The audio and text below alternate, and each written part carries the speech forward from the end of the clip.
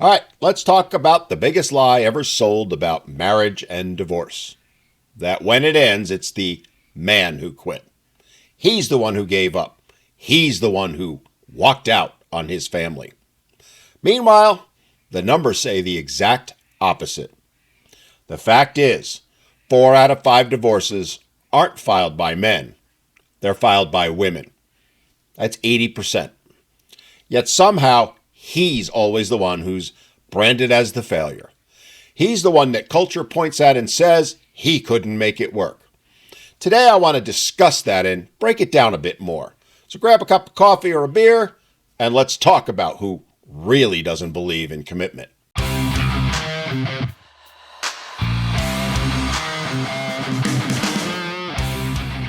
The truth is, when it comes to relationships, men don't leave easily. If anything, they endure. A man will stay in a dead marriage long after the warmth, the respect, and the intimacy are gone. He'll eat the silence. He'll take the cold bed. He'll swallow the disrespect. Because he knows what's at stake. His kids, his stability, his name, his legacy. That's not weakness. Oh no, my friends. That's strength. Ungodly amounts of strength. And it's also sacrifice. Because even though he's unhappy, he's still putting the needs of others above his own. He's not quitting. He's hanging on by his fingernails, trying to protect what's left of his family. Now let's flip it. When women walk away, it's never called quitting. It's called growth. It's called empowerment. She's on a journey of rediscovery.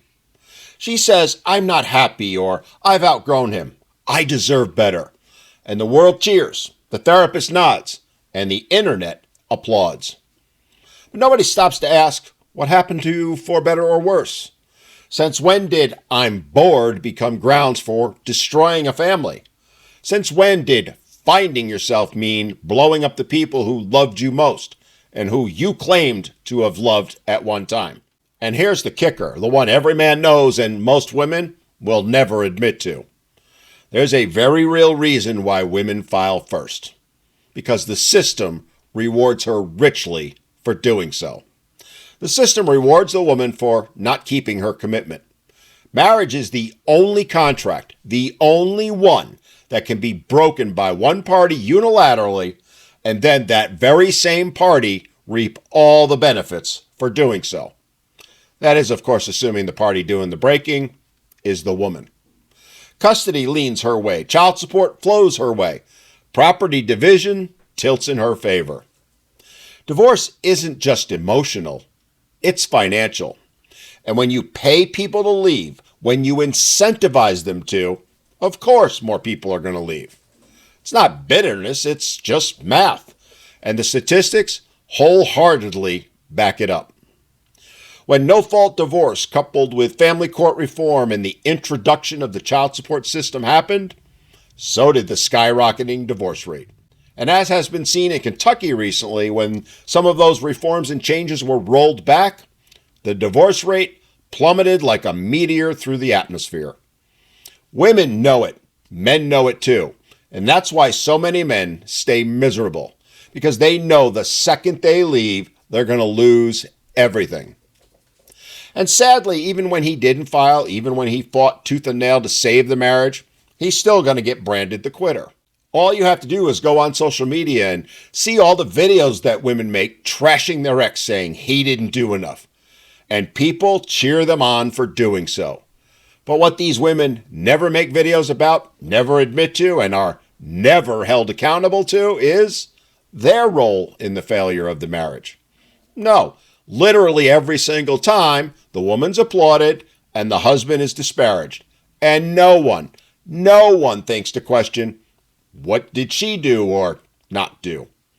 No, instead it's, why couldn't he hold it together? Why didn't he fight harder? Why didn't he do more? Nobody ever asks, why didn't she try harder? Or why didn't she do more? No, it's just assumed she did. Yet when you ask the men, they'll tell you she didn't, not by a long shot. And no one asks who called the lawyer first. He could have done everything right, but once that paper's filed, the world blames him and only him for the ashes.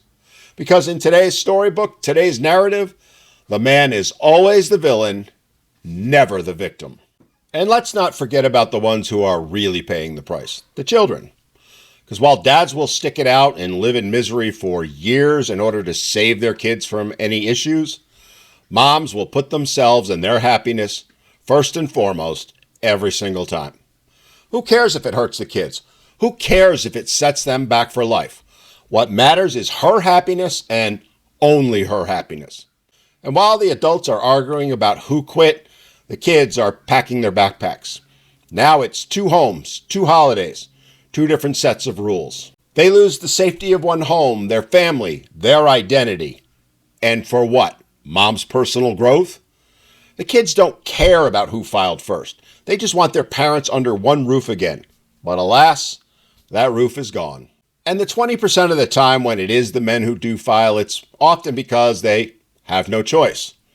They're being abused. They're being cheated on. The whole gamut of issues. The truth is, men don't quit marriage. They do quit being disrespected. They quit begging for affection from someone who's already checked out. They quit being treated like an ATM with a pulse. The truth is, most of the time, men don't quit at all. They just got left behind. But you see, society can't process that truth. Doesn't want to acknowledge it in any way. No, it's easier to say he quit than admit she walked. So here's the brutal truth. If 80% of divorces are filed by women, then 80% of the time, it wasn't the man who gave up. It was her. Yet he's the one who's walking around wearing the scarlet letter of failure. He's the one explaining to himself, his friends, his family, sometimes even the kids, about a decision that he didn't make.